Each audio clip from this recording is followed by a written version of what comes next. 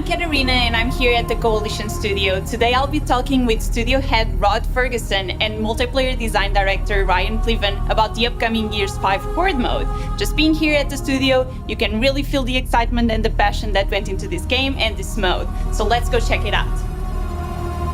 We always talk about co-op as cake and not icing, that co-op is central to what it is to be Gears. And so I feel like Horde is sort of a really large expression of that with 5-player co-op.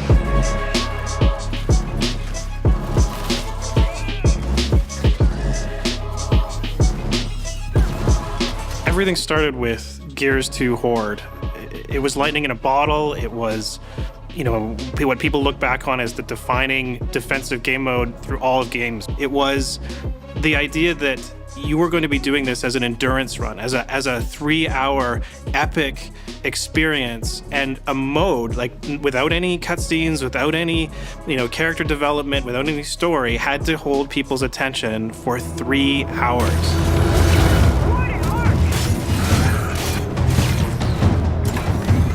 And with Gears 5, what we feel that we've done really is almost the complete realization of what Gears 2 set out to be. The big thing for us now is this idea of ultimates.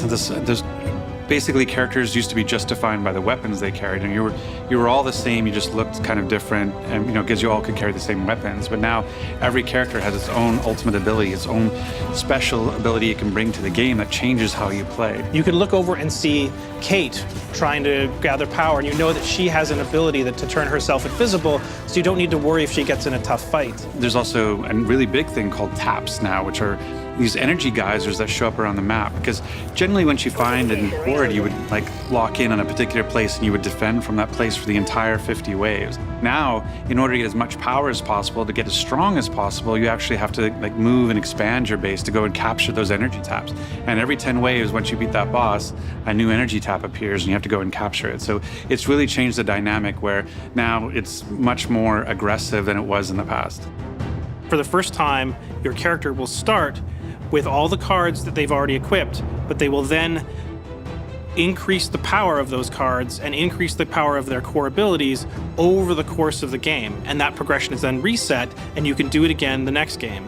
And this means that every game feels fresh. If you can try a different combination of perks that work with your cards in a specific way. Seeing people make a certain build, like here's a Kate build, I use these cards with these perks, and here's a Dell build, and I think it will be really exciting to see them mix and match and see these different playstyles come together. One of the things that we've done that is subtle but super important is that whenever you pick up power, which is the currency in Horde, that power gets equally distributed amongst everyone. And that means that if you see some power on the ground, everyone will want you to pick it up. And then we've added stuff to give more information to the players, and things like health bars over bosses and mini bosses. And so there's little feedback mechanisms, and it allows you to play differently, because now I can see that the mini boss is on very little health, so I can go I'm gonna get aggressive because I know I can do it. Or I can see, oh, they still have a lot, so I'm gonna hold back. To take characters and push them even further, we've added Jackbot as a playable character inside Horde. It's one of the most pivotal roles on the battlefield.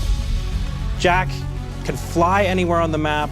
He moves really quickly, faster than anybody else. He can heal people, repair things. Really, he's the jack of all trades, and you really want him to be your best buddy. Over time, we're gonna add new characters, and with each character we add, the meta will change. We will have different combinations of strengths. We'll have different team compositions that will be beneficial to certain kinds of players.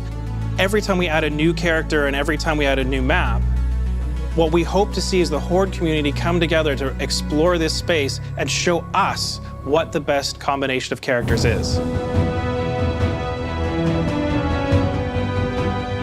And so that idea of finding 5 people who know how to balance the classes and know how to balance the characters and know what the objective is and what you're trying to do, and everybody's playing together in lockstep with each other, there's nothing more special than having that alignment and succeeding on that goal. So it's really, by far, from our point of view, the most intense, engaging, action-oriented, fierce, epic defensive mode there is in video games. I really like that Horde creates a dependency where you work together as a team, and you can be successful kind of lone wolfing it, but not as successful as coming together. It's sort of our motto for the studio. We always say, if you want to go fast, go alone, but if you want to go far, go together. And that's true for Horde as well.